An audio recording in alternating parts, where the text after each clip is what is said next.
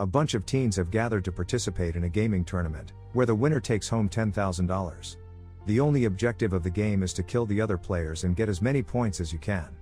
After the game begins, two players start slaughtering all the other players one by one, racking up a lot of points. One of them is an aspiring newbie girl, while the other is a pro who has won several accolades in the world of gaming. As the crowd cheers on the veteran, he uses his experience to take the lead, but the newbie girl still has a secret move up her sleeve.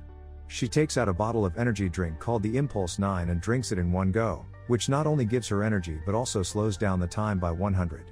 With this power, she kills all the players on site, including the veteran. The girl eventually wins the tournament and begins celebrating with her boyfriend, but little did she know that her excitement was about to be cut off in the most brutal way possible. The energy drink bottle falls to the ground and shatters, causing the girl to snap back to reality, and when she does, she finds herself as an adult with 3 children. To make matters worse, she is living in a dilapidated house with no electricity and modern equipment. Outside, the world has been turned into a barren wasteland, and even the oxygen has become poisonous to breathe.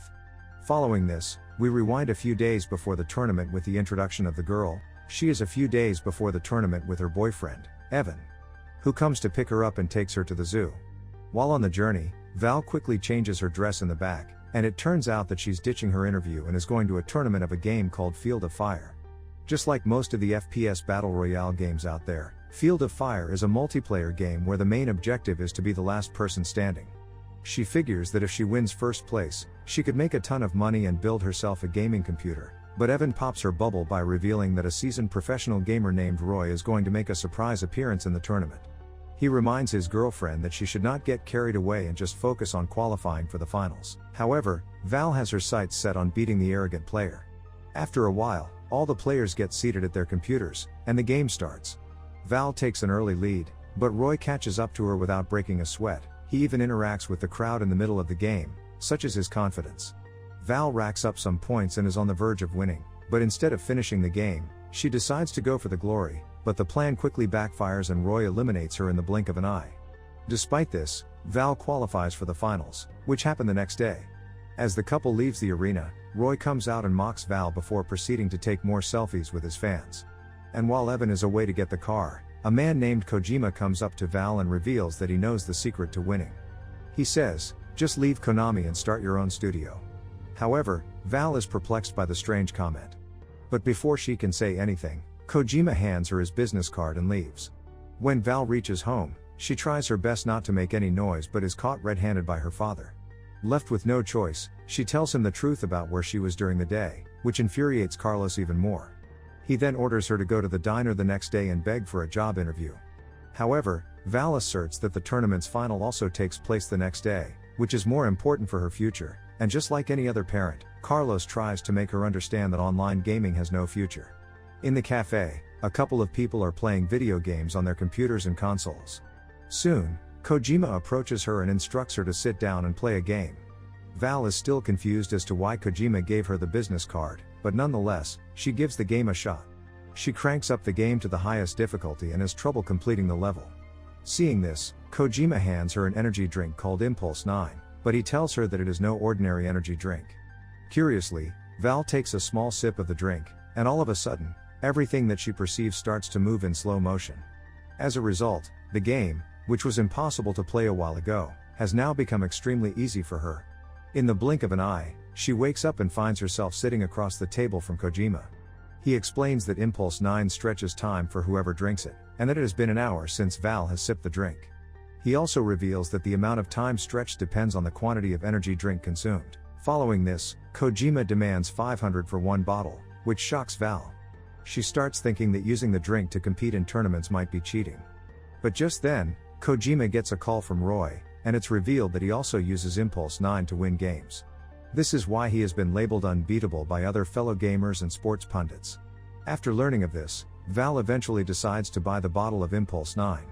The next day at the arena, Val takes out the bottle of Impulse 9 and puts it by her keyboard just before the game starts. She takes a small sip of the energy drink, then, using the ultra slow motion, she dominates the leaderboard for a while. Seeing this, Roy also drinks some Impulse 9 and starts climbing the ranks, ultimately reaching the top. This makes Val desperate, so she chugs the entire bottle of the energy drink regardless of the outcome. As a result, Val moves at an extremely slow pace, and she uses that to her full advantage. Eventually, she kills Roy's avatar and wins the whole tournament. The crowd goes wild, and everyone cheers for her, as well as Evan. Just then, the energy bottle falls to the ground and shatters. All of a sudden, Val snaps back to reality and finds herself sitting on a chair in a dilapidated house. She is holding a baby, and shortly after, Evan comes into the room wearing torn and filthy clothes. He puts the baby to sleep and tells Val to get ready. Val is super confused and starts to hyperventilate after seeing her fully grown adult body and a wedding ring on her hand. She runs downstairs for some respite, but, to her horror, 2 other children call her mommy. Suddenly, Val throws up in shock and runs outside the house. She finds the neighborhood in a filthy state, as people live in tents with public bathrooms out in the open. Here it's finally revealed that Val has traveled to the year 2029, having skipped over 10 years of her life in an instant. Furthermore, the town where they live is enclosed by large walls, which is separated from the wasteland, where dangerous creatures like death lizards, which are not glorious for attacking humans, live. Further, the town is enclosed by large walls, and moreover, it turns out that the hazards in the wasteland are at home. Val tries to figure out what is happening. She then recalls her father, Carlos, and attempts to recall her last meeting with him. However, when she turns her head, she notices an urn with her father's ashes on the mantel. This devastates her, and she starts crying profusely. Shortly after, Deputy Dan calls Val down for latrine duty. She initially declines, but Dan reminds her that she is a sanitation commissioner and has to do the work.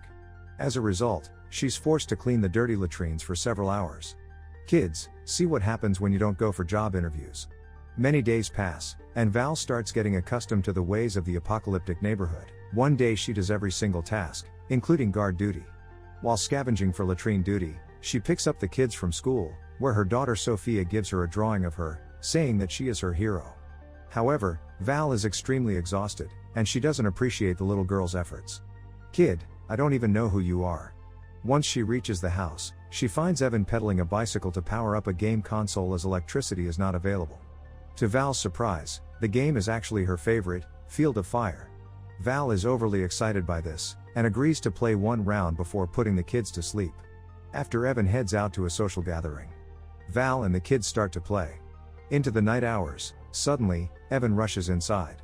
It's clear that he is terrified, and he informs Val that she has missed her guard duty shift. As a result, Dan, who was thumping on the gate to be let in, was killed by the death lizards. Wasting no time, the two rush to the scene, where Dan's traumatized wife is furious and Val is filled with guilt. Val tries to go home, but Evan says that she still has to finish her guard shift. Reluctantly, she obliges after her shift ends. Val returns home with agonizing pain. She expresses her feelings towards Evan, who comforts and reassures her before she goes to bed. Thinking she has no place in the new world, Val decides to leave everything behind and travel to the wastelands, and as a result, she writes Evan a letter admitting that she actually has a pulse.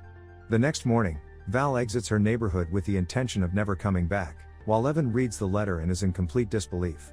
In the next scene, Val continues to walk the barren land and soon comes across an abandoned building. It turns out that the dilapidated building is actually Kojima's cafe, the Golden Saucer. Val hesitantly enters the gaming cafe and flicks around for a bit. Much to her surprise, Kojima pops out of the counter. However, she feels as if something is off.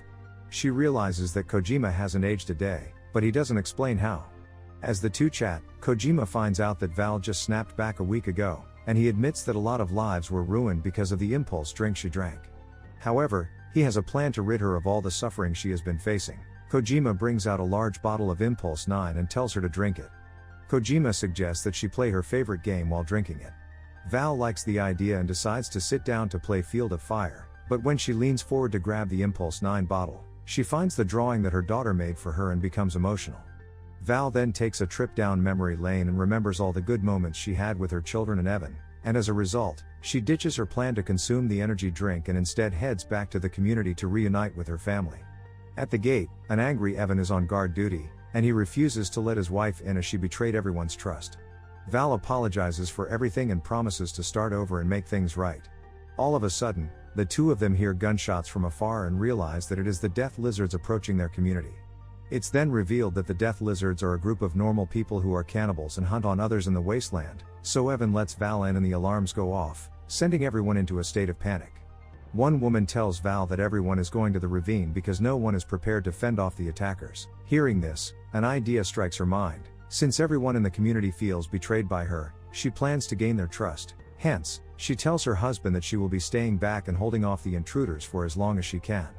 Evan is sad to leave without her, but when Val tells him to go for their children, he obliges.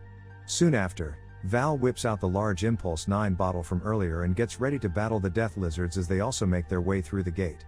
Ready to wreak havoc, it's then revealed that the leader of the death lizards is none other than Roy himself.